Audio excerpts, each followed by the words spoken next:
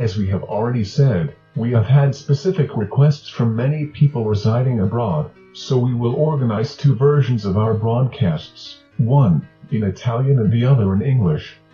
It won't be a perfect English diction, but it will serve to understand the arguments dealt with by Esaradianeth. Well, start. Are we really free? The concept of freedom is generic and rather inaccurate because it invests a large field of interests that most of the time lend themselves to hide only a power management, with the use and abuse of the term for the benefit of a few. For us Freemasons, it would be better to be fit to speak of freedom of conscience, because, philosophically, for freedom we mean the moral autonomy of man in managing his will and, by conscience, the knowledge of the values that we belong to and that we would like to share with all of our fellows. Every man, as such, is therefore able to know himself and the world around him, that is to be conscious of himself and of others. Knowledge is nothing but a long journey, during which the primitive chains are loosened laboriously to break down. And every victory begins with the victory over oneself, obtained only through an incessant effort on the path to that supreme ideal which is the pursuit of truth. The concept of freedom, according to Masonic principles, must be understood as the ability to free oneself, by reason, by the constraint of the passions and prejudices that accompany us. In fact, the master expert thus responds to the venerable master when he asks for the admission of a layman because it is free and of good manners. Freedom, therefore, is a means, not the end, a means by which man, whom nature has endowed with reason, can perfect himself. A gift that cannot be bestowed upon him from the outside, but his conquest, hard and gradual, which requires considerable efforts and sacrifices. Not only a right but also a duty.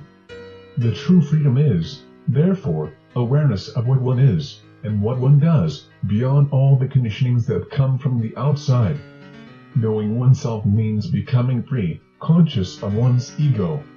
In the end, this is the lesson, always valid, that comes from the great philosophers and the great founders of religions. The great masters who, having understood that the freedom so understood is a profound spiritual need of man, have indicated the most suitable means to implement it and practice it. Means that were taught through schools open to all, such as the Academy of Plato, or through schools or initiatic societies, such as the Pythagorean, or the cooperative and religious associations of the Middle Ages, or through an accurate catechesis, as did the first Christians. Common purpose to all these schools and societies was to help the individual to free themselves from the bondage of passions, thrive, through the practice of virtue, and expansion of knowledge and the attainment of true inner peace, which is happiness.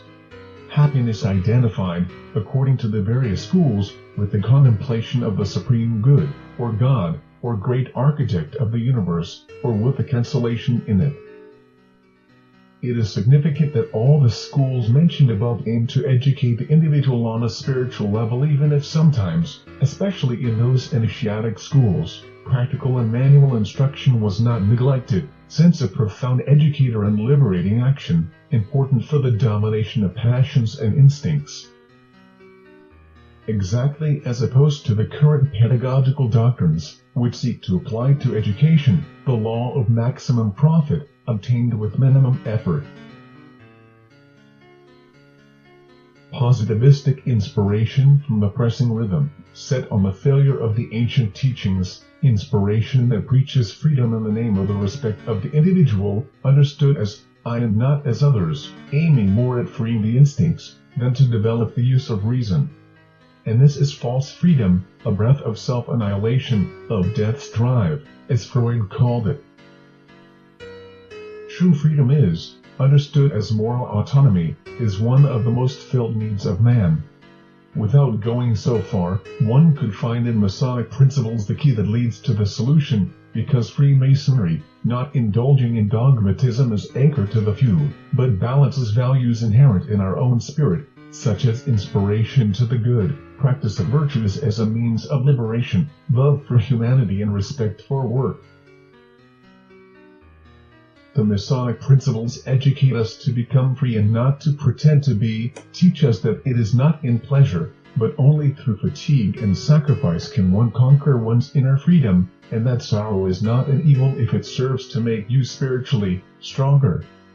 Freedom has never been the prerogative of the weak. The master, in the highest sense of the Masonic term, can be likened to an artist who models himself. And an artist is never satisfied with his work. He always adds color, seeks, researches, digs into himself, renews his mark, because every new sign will be able to feel more and more close to perfection. Freed from the frills and slag of matter, you will discover that you are really free to understand. Then, using the experience he has acquired, he can extend his hand to those who are at his side on the way to perfection. Slow but continuous work, in full freedom of conscience. Freedom of conscience and moral strength are precious values for the man. Well, at the next meeting with the exhortation that will always accompany us, try to be happy.